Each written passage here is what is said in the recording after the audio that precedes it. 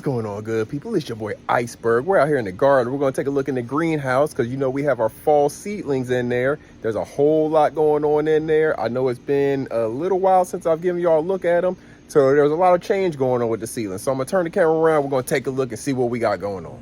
So inside our greenhouse, you see we have our seedlings. Everything is in the same place as before. So if you've been following along, you know what everything is and you can see how much they've grown over the couple of weeks that we've had them out here. So for anybody that's new, starting here in the front, these front two are parsley. Those, you know, we saw those come up a little bit later than some of the rest of them. We had to do a little bit more to get them to germinate, but here they are. As you can see, we have some good germination in both those cells now. These next 6 are going to be our broadleaf mustard. So you see we're starting to get nice, larger, extra leaves on there. Our seedlings are looking good on our mustard. And then in the back, another one that took a little bit longer to germinate, that's our celery. So as you can see, we're getting good germination in those cells as well. Our celery, our mustard, and our parsley. Good germination in all our cells. We'll let them keep on growing, getting nice and strong, and we'll get them transplanted here over time. Moving over our next row, these front 4 here are going to be our eggplant. So you see we're getting pretty decent germination there. Nice, strong leaves. Our seedlings are looking nice and green and strong, just like we want them. Moving on back a little bit, the next 4 are going to be our bok choy. And again, good germination, nice strong seedlings. And then in the back, those back 2 are snow peas. We've grown them in the past, and we see we have 2 nice ones growing there. We'll let them keep on going. Moving on up here to the front, we have our sweet Spanish onions. This is our first time trying to grow these, and you see we got some germination in the cells, so we'll see what happens there. Moving back, our top crop bush beans. All of our beans are pretty much about the same height, same size. But we got bush bean, top crop bush beans, pinto beans, Blue Lake bean, what is that? Blue Lake bush bean, and then the black turtle bean. So all of our bean seedlings are doing really well. They'll be getting transplanted here soon because they are, you know, definitely more than the 3 inches, 4 inches tall. So they'll be getting transplanted here probably over the weekend. Moving down, we have 2 different types of spinach. On the right is our giant noble spinach, and on the left is our Bloomsdale spinach. Good germination in all of our cells. Seedlings are getting stronger. Everything's looking good. These next rows, both rows here are our collards. So we have some nice collard seedlings. And then these last 2 over here are going to be 2 different types of turnip. We have the purple top white globe turnip on the left and the 7 top turnip on the right. So as you can see, we have really good germination and seedlings on all of our turnips as well. Moving over to the other side, really strong seedlings over here. You see we have 2 different types of lettuce. On the right is our romaine lettuce, and on the left is our gourmet leaf lettuce. Nice strong seedlings, nice large leaves. These will be getting transplanted very soon. Next 2, on the right side we have our golden acre cabbage, and on the left we have our snowball cauliflower. Nice leaves. Look at those cabbage leaves. Nice and strong. Exactly what we're looking for. Nice strong leaves.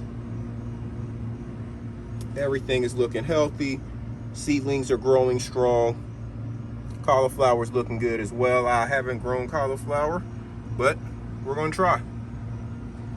And then on these 2, we have our Siberian kale and our Brussels sprouts. And again, you have really nice large leaves coming on our kale. So these will definitely be getting transplanted here very soon. And our Brussels sprouts, wow, look at those leaves. I've never grown Brussels sprouts before. I'm excited about it. I need to learn a little bit more about them because I don't know what kind of, you know, some things can be more tolerant and some are less tolerant to things. So I need to read up on them. I don't want to kill them, but we do have some nice strong seedlings here. Look at those leaves.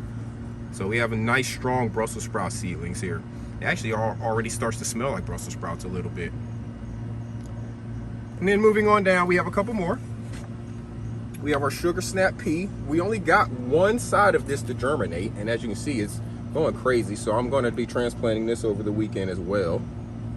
And then we have our dill in these two here.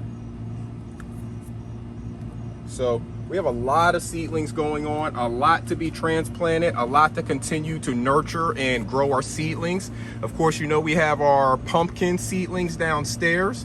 They look about the same as they did the last time I showed them to you, so I'm not going to go down there and show you those. But everything is looking good. Everything is growing strong, just like we wanted to. Hopefully you got yourself some seeds planted. Hopefully you and your family are going through this journey together. If y'all planted them around the same time that I did, you may be seeing similar results to me.